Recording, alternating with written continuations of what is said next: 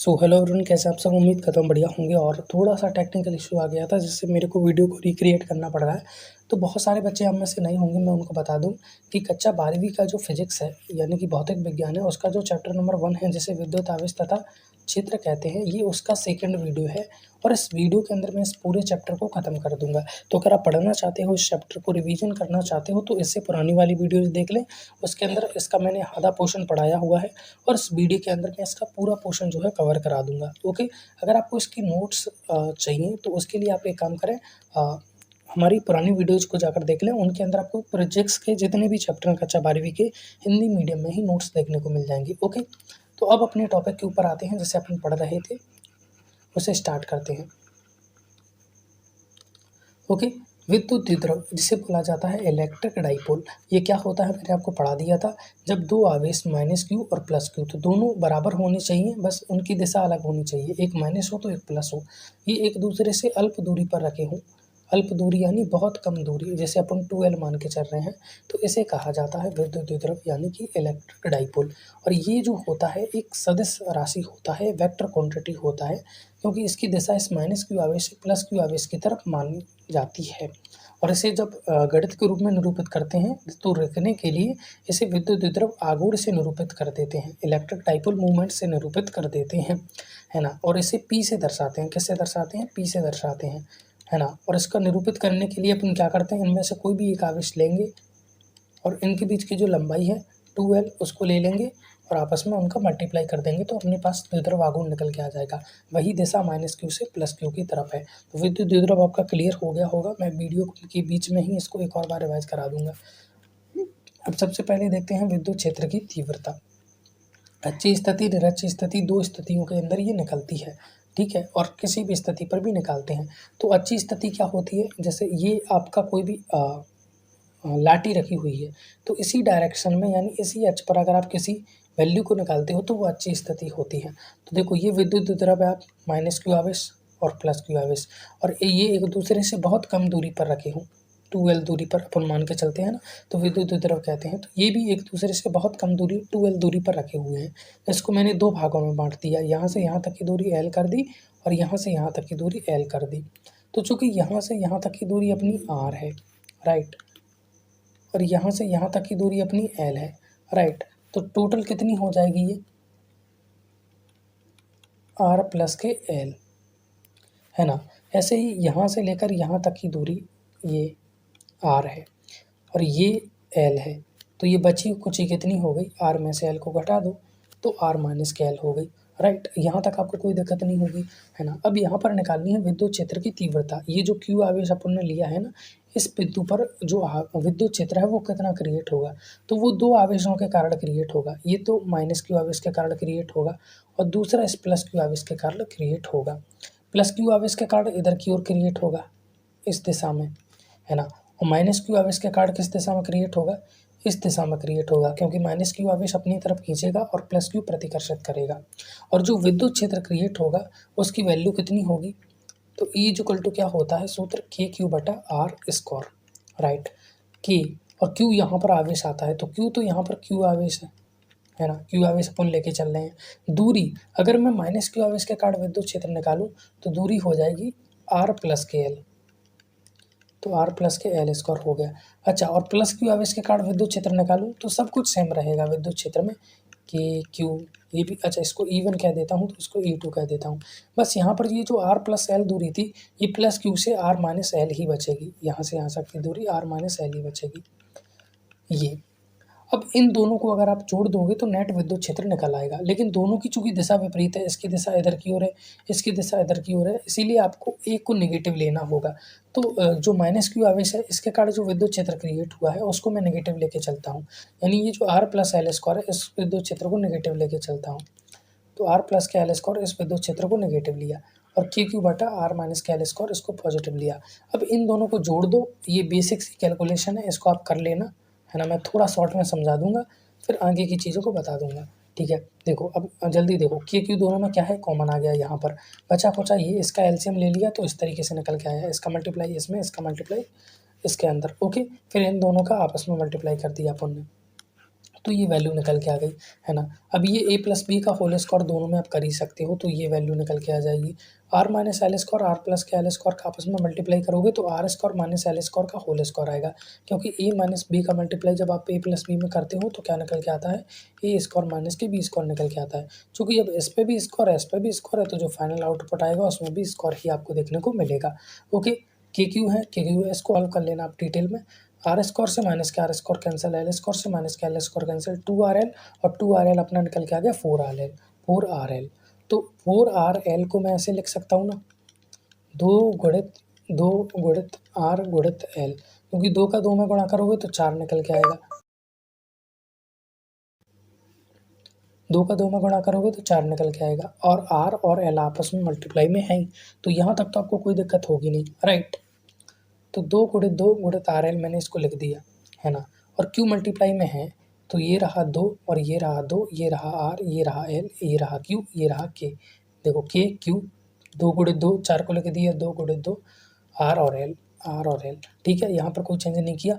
बटे में क्या आया, R square minus L square. L मैंने आपको पहले ही बताया था बहुत छोटी दूरी होती है, तो द्रव के बीच की अल्प दूरी होती है, तो उसको नेगलेक्ट कर दिया, 0 मान लिया। तो बचा क्या यहाँ पर, खाली आर स्क्वायर का होल स्क्वायर। आर स्क्वायर का होल स्क्वायर निकालोगे तो आर की घात 4 निकल के आएगा, है ना। आर से 4 कट गया तो बचा 3, आर की घात 3।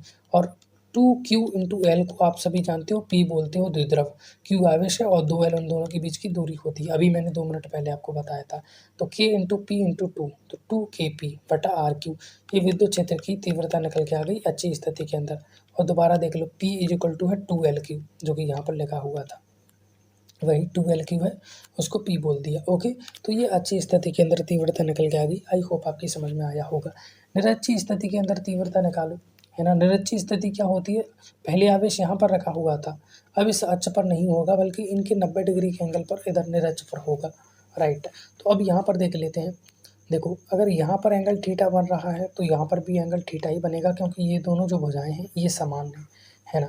और यहाँ पर थीटा बन रहा है, तो जैसे ये त्रिभुज बना हुआ है, यहाँ पर भी थीटा है, यहाँ पर भी थीटा है। तो अगर मैं इस लाइन को और आगे बढ़ा दूँ और इस लाइन को और आगे बढ़ा दूँ और इनको बीच में से डिवाइड करूँ, तो यहाँ पर जो बनेगा वो भी थीटा है, यहाँ पर जो बनेगा वो भी थीटा है, राइट।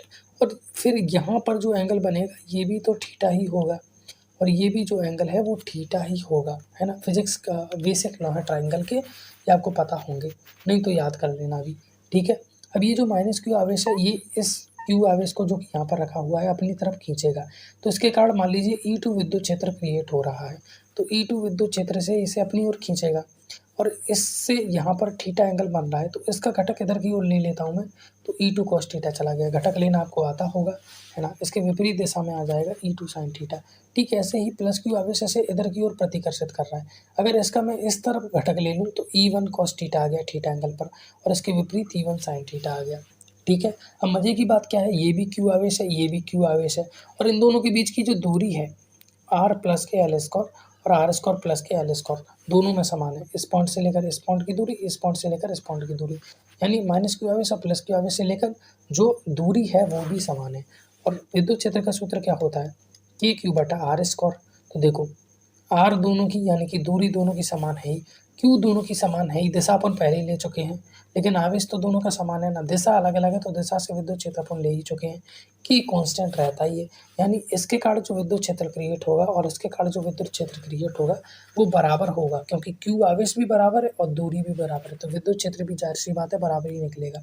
तो मैं कह सकता हूँ E1 is equal to E2, और दिशा अलग हो सकती है लेकिन प्रमाण तो बराबर ही होगा, और दिशा अपन पहले ही ले चुके हैं, है ना। तो E1 sin थीटा और E2 sin थीटा एक दूसरे के विपरीत हैं, तो एक दूसरे को कैंसिल कर देंगे, या कहें तो दोनों को आपस में घटाओगे तो E1 sin theta minus E2 sin theta बराबर 0 आएगा, क्योंकि ये दोनों आपस में बराबर हैं E1 और E2, है ना। लेकिन यहाँ पर E1 cos theta E2 cos theta दोनों एक ही तरफ तो जुड़ जाएंगे, तो E1 cos theta E2 cos theta जुड़ गए, तो E1 को भी E लिख दो, E2 को भी E लिख दो, cos थीटा तो है ही, दोनों को जोड़ो तो 2E cos थीटा निकल के आ गया। तो यहाँ पर जो विद्युत क्षेत्र की तीव्रता है वो कितनी है, 2E cos थीटा है यहाँ पर।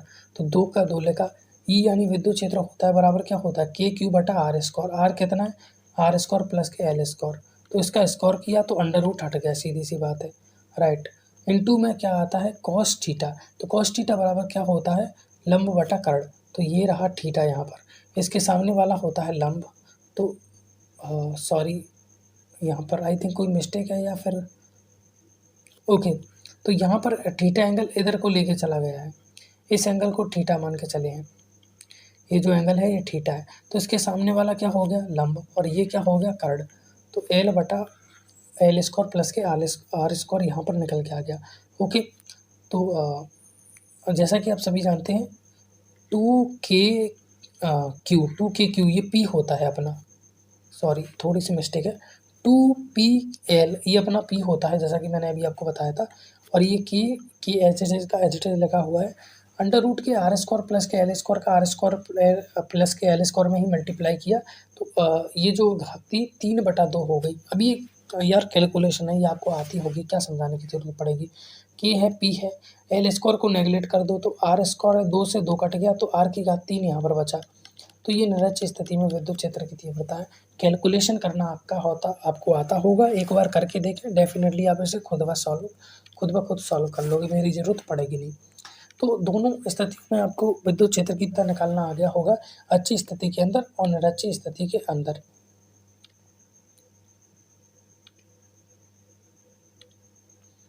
ओके, सो ये आपको आ गया होगा। अब विद्युत द्रव के ऊपर लगने वाला बल जो है वो अपन यहाँ पर निकालने वाले हैं, राइट। तो विद्युत द्रव के ऊपर ये विद्युत क्षेत्र किसी क्यू आवेश के कारण क्रिएट हो रहा है, एक समान विद्युत क्षेत्र, और विद्युत क्षेत्र इस द्विध्रुव के ऊपर बल लगाएगा। इस प्लस क्यू आवेश के कारण इधर की ओर बल लगाएगा और इस माइनस क्यू आवेश पर इधर की ओर बल लगाएगा। तो दोनों चूंकि बल विपरीत हैं, तो यहाँ पर जो नेट बल है वो कितना हो जाएगा, 0, क्योंकि एक समान विद्युत क्षेत्र है तो दोनों आवेशों पर जो बल लगेगा वो भी बराबर होगा, है ना। तो बराबर होगा और विपरीत दिशा होगी तो 0 हो जाएगा। लेकिन इसके ऊपर बल आघूर्ण, जैसे टाउ से दर्शाते हैं, बल आघूर्ण, ये जरूर काम करेगा। और इसका सूत्र क्या होता है बल आघूर्ण का, याद रखना, बल गुणित बल की क्रिया रेखा से लंबवत दूरी। तो बल कितना लग रहा है, बल बराबर क्या होता है यहाँ पर E इंटू क्यू, ये बल लग रहा है, क्योंकि F इक्वल टू क्या होता है, क्यू ई। तो बल बराबर क्या लग रहा है, क्यू ई बल लग रहा है ये, या फिर इसको ई क्यू लिख दिया, कोई फर्क नहीं पड़ता, है ना। और बल की क्रिया रेखा से लंबवत दूरी लेनी है, तो बल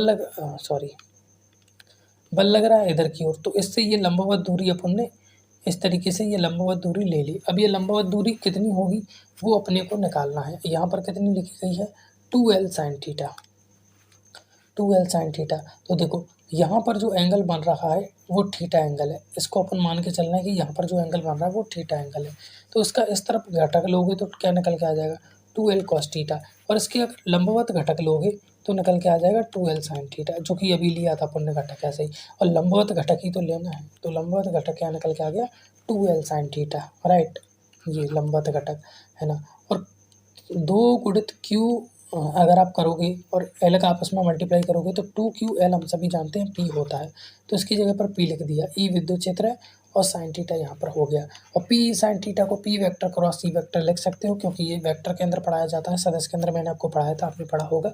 ओके, तो टाउ इक्वल टू निकल के आ गया p vector cross e vector. Okay, तो ये बल आघूर्ण का सूत्र है, इसको आपको याद कर लेना है। और ये एक सदस्य राशि है क्योंकि यहाँ पर वेक्टर का चिन्ह बना हुआ है, वैसे भी बल एक सदस्य राशि होती है।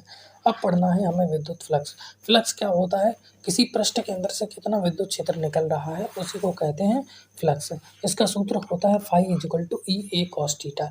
अब चूंकि ये यहाँ पर एक डिब्बा बना हुआ है ये, और इससे विद्युत क्षेत्र ऐसे ही निकल के चला जा रहा है, तो यहाँ पर देखो होता क्या है, फाई इक्वल टू होता है ई ए कॉस थीटा, है ना। अब यहाँ पर ये जो थीटा एंगल है वो कौन सा लिया जाता है, जो पृष्ठ है उसके लंबवत, जो आप अनुप्रस्थ लेते हो, ये जो अनुप्रस्थ है, ये जो अनुप्रस्थ काट का क्षेत्रफल है इसका, ये इसका जो क्षेत्रफल सदिश लेते हो वो इससे लंबवत आता है 90 डिग्री के एंगल पर, इस तरीके से, जैसे ए वेक्टर कहते हैं। जैसे आपने कोई ये पेज लिया, उस पेज में से आप आगे की ओर अगर एक पेन निकालोगे तो वही उसका क्षेत्रफल सदिश होता है, उससे 90 डिग्री के एंगल के ऊपर। तो इसी को क्षेत्रफल सदिश कैसे हैं, इसके बीच में और विद्युत क्षेत्र के बीच में जो एंगल बनता है वही थीटा कहलाता है यहाँ पर। अब चूंकि विद्युत क्षेत्र तो इस वाले पृष्ठ के अंदर ऐसे है और क्षेत्रफल सदिश इससे बाहर की ओर निकल रहा है, तो एंगल कितना बन रहा है, 90 डिग्री का। तो कॉस 90 डिग्री की वैल्यू कितनी हो जाएगी, 0 हो जाएगी। तो इसका जो फ्लक्स है वो क्या निकल के आ गया, 0 निकल के आ गया, है ना। यहाँ पर देखो ये जो है अनुप्रस्थ काट का अगर इसका क्षेत्रफल लिया जाए तो इसके लंबवत निकल के आएगा ये इसके लंबवत निकल के आएगा ऐसे। और विद्युत क्षेत्र क्या है, ये रहा इस तरीके से, ये रहा विद्युत क्षेत्र इस तरीके से। तो इनके बीच का जो एंगल है वो कितना हो गया 0 डिग्री। 180 मत लेना, ये बस मैंने समझाने के लिए इधर बनाया है, वरना क्षेत्रफल सतह से इधर भी आ सकता है। तो एंगल कितना हो जाएगा 0 डिग्री। और कॉस 0 डिग्री की वैल्यू कितनी होती है, कॉस 0 डिग्री की वैल्यू होती है 1। तो फाई इक्वल टू इसके लिए निकल के आ गया ई इंटू ए। और इसके अंदर थीटा कौन बन रहा है, तो फाई इक्वल टू इसका निकल के आ गया ई ए कॉस थीटा। होप कि आपको विद्युत फ्लक्स जो है समझ में आ गया होगा। वीडियो को रिवाइंड करके देखने नहीं आया था। अब समझो गाउस थ्योरम को। गाउस प्रमेय अपन से क्या कहती है, हमारे पास कोई इस तरीके से ये एक बंद पृष्ठ है और इसके अंदर जितने आवेश हैं टोटल ऐड कर लो, Q1 Q2 Q3 जितने भी आवेश हैं टोटल ऐड कर लो। तो जो टोटल आवेश है उसमें अगर आप एप्सिलॉन 1/ε0 से मल्टीप्लाई करोगे या फिर कहूँ तो ε0 से डिवाइड करोगे, तो जो वैल्यू निकल के आएगी वो आपके फ्लक्स के बराबर होगी। इस पृष्ठ का फ्लक्स होगा। तो उसका जो पृष्ठ, किसी भी बंद पृष्ठ का जो फ्लक्स होता है वो उसके अंदर कुल आवेश का 1/ε0 गुना होता है। कुल आवेश क्यों है, तो उसका 1/ε0 गुना होता है इस तरीके से। ये गॉस प्रमेय थी। अच्छा, एक और है कि अगर हमारे पास कोई इस तरीके से बंद सतह वाली कोई धातु है, कोई भी बंद चालक है हमारे पास, तो उसका जो नेट विद्युत फ्लक्स होता है वो 0 होता है। क्यों? क्योंकि देखो उसमें एक सरफेस ये बन रहा होता है और एक सरफेस ये बन रहा होता है ये। अब विद्युत क्षेत्र मान लीजिए ऐसे निकल रहा है, ये इधर की ओर है, क्षेत्रफल सतह सामने की ओर होगा और इसका क्षेत्रफल सतह सामने की ओर होगा। इधर कोण 0 डिग्री बन रहा है क्योंकि इधर भी है ये और क्षेत्रफल सदिश भी इधर है, जबकि इसमें विद्युत क्षेत्र इधर है, जबकि जो एरिया वेक्टर है वो इधर है। तो यहाँ पर एंगल 180 डिग्री बन रहा है और कॉस 180 डिग्री की वैल्यू क्या होती है, -1। तो ये कॉस थीटा में अगर आप कॉस थीटा की जगह -1 रख दोगे तो वैल्यू निकल के आ जाएगी -E। और यहाँ पर तो E ही निकल के आएगी, कॉस 0 डिग्री वैल्यू 1 हो जाएगी और E खाली निकल के आएगी। अब टोटल जो इसका फ्लक्स निकालोगे तो कितना हो जाएगा, EA प्लस के -E। तो टोटल कितना निकल के आएगा 0। तो दोनों विद्युत क्षेत्र एक दूसरे को दोनों विद्युत फ्लक्स एक दूसरे को कैंसिल कर देंगे, तो जो नेट फ्लक्स निकल के आ जाएगा किसी भी बंद निकाय के अंदर वो निकल के आ जाएगा 0। अच्छा, इस पृष्ठ का अपन ने फ्लक्स क्यों नहीं लिया, इसका जवाब आप मेरे को कमेंट सेक्शन के अंदर बता देना। राइट, गाउस प्रमेय की उत्पत्ति। गाउस प्रमेय की उत्पत्ति करके बताइए जो फ्लक्स का नियम है उससे। फाई इक्वल टू होता है डी ए कॉस थीटा। तो अपन ने छोटा सा सरफेस ले लिया, डी फाई इक्वल टू हो गया E D A cos theta. फिर इसका समाकलन किया तो डी फाई का समाकलन किया तो फाई निकल के आ गया। समाकलन का मतलब होता है छोटी चीज़ को बड़ी कर देना। राइट, विद्युत क्षेत्र का सूत्र होता है के क्यू बटा R square. Cos theta multiply में है और डी ए मल्टीप्लाई में है कि कांस्टेंट राशि है, तो इसका आप समाकलन करोगे तो भी कुछ खास नहीं निकलने वाला, क्योंकि के ही रहेगा। आवेश भी निश्चित है इसके अंदर जितना भी है ना। और ये जो दूरी है इसका जो रेडियस है ये भी निश्चित है, आर स्क्वायर भी निश्चित है। चेंज क्या होगा, कॉस थीटा चेंज हो सकता है, बट आप सभी जानते हो इसका जो क्षेत्रफल सदिश होगा वो इसके लंबवत होगा। तो यहाँ पर जो एंगल बन रहा है वो कितना हो जाएगा 90 डिग्री। और थोड़ी सी गलती हो गई, जो इसके अंदर जो क्यू आवेश रखा हुआ है इसके कारण इस तरीके से विद्युत बल रेखाएं निकल रही होंगी ये, और इसके कारण इसके ऊपर जो फ्लक्स जनरेट हो रहा है वो देखना है। तो विद्युत बल रेखाओं और इसका जो एरिया है उसके बीच में जो एंगल है वो जो है वो 19 डिग्री का नहीं है यार, वो 0 डिग्री का है। ये आई थिंक शेप मैंने गलत बना लिया है थोड़ा सा।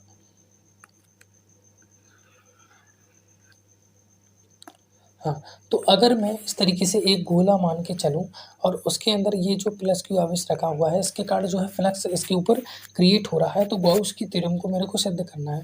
तो प्लस की क्यू के कारण इसका जो विद्युत क्षेत्र है वो बाहर की ओर निकल रहा होगा इस तरफ, है ना। और इसका जो एरिया वेक्टर है वो भी क्षेत्रफल सदिश बाहर की तरफ ही निकल रहा होगा इस गोले का। तो दोनों ही बाहर की तरफ है, तो दोनों के बीच का जो एंगल है वो 0 डिग्री हो जाएगा, क्योंकि सतह से अपन एंगल नहीं लेते। जो एंगल लिया जाता है वो इसके एरिया वेक्टर से लिया जाता है, क्षेत्रफल सदिश से लिया जाता है। राइट, और जो विद्युत क्षेत्र है वो भी बाहर की तरफ है। तो कॉस थीटा में कॉस थीटा कितना हो गया 0 डिग्री, और कॉस 0 डिग्री की वैल्यू 1 होती है। बचा क्या, डी छोटा सा क्षेत्रफल। अब छोटे से क्षेत्रफल का समाकलन करोगे तो पूरा क्षेत्रफल निकल के आ जाएगा, और पूरे गोले का क्षेत्रफल क्या होता है 4 पाई are square.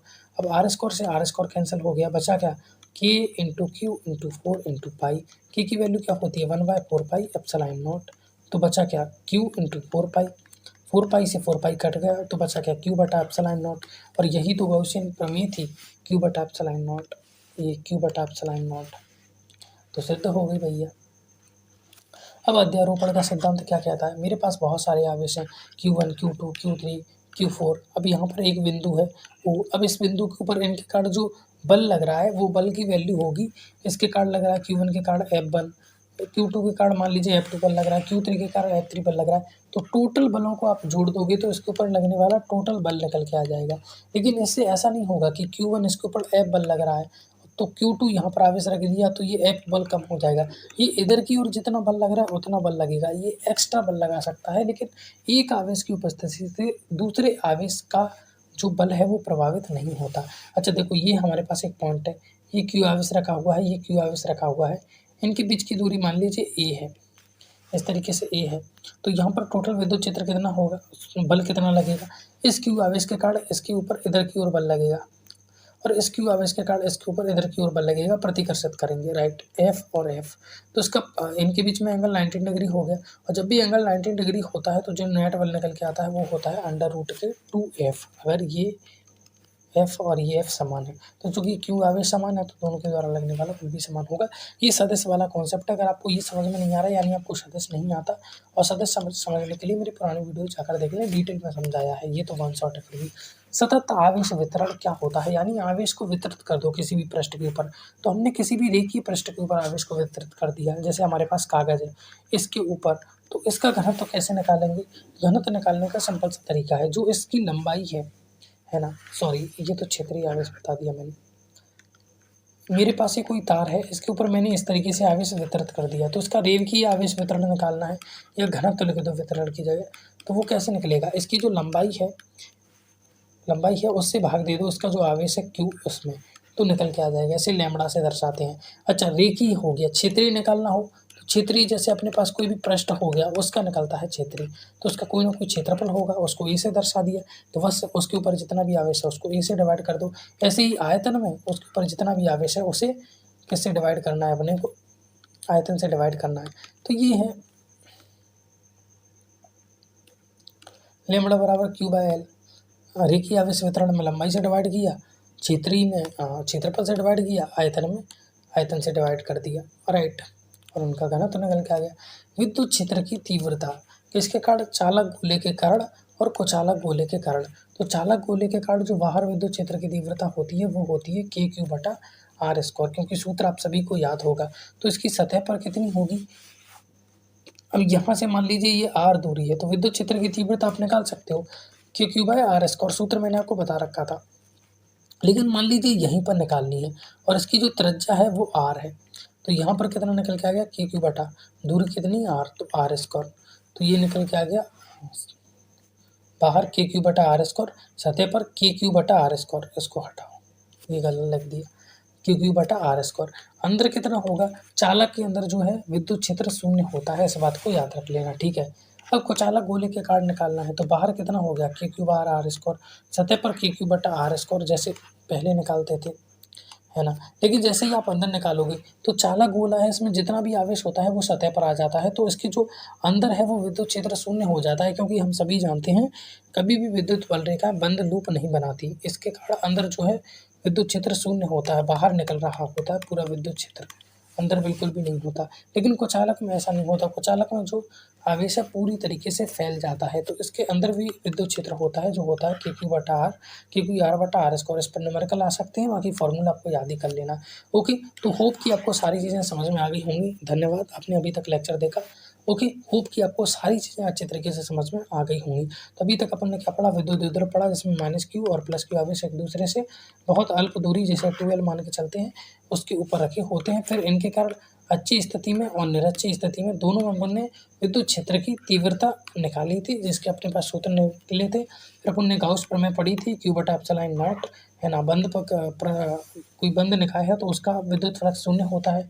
E cos theta, ये वाला सूत्र भी पढ़ा था फ्लक्स का, है ना। फिर अध्यारोपण का सिद्धांत देखा था कि एक आवेश से दूसरा आवेश प्रभावित नहीं होता, और टोटल आवेश जोड़कर निकालोगे तो वैल्यू निकल आ जाएगी उसके ऊपर लगने वाले बल की, राइट। तो ऐसे ही अपन ने लगभग सारे कॉन्सेप्ट जो है क्लियर कर लिए हैं पुरानी वीडियो और इस वीडियो को मिलाकर। अब आगे जितने भी वीडियो आएंगे उसमें एक लेक्चर में सारा कंटेंट कवर करा दूंगा। ओके, सो होप आपको लेक्चर पसंद आया होगा, सारी चीज़ें समझ में आई होंगी। बाकी नोट्स आपको कहाँ पर देखने को मिल जाएंगे, जैसा कि मैंने बताया नोट्स आपको देखने को मिल जाएंगे अपने ही यूट्यूब चैनल पर जाकर देख लेना। चलिए मैं मिलता हूँ आपसे किसी अगली वीडियो में, तब तक के लिए गुड बाय, जय हिंद एंड राधे राधे।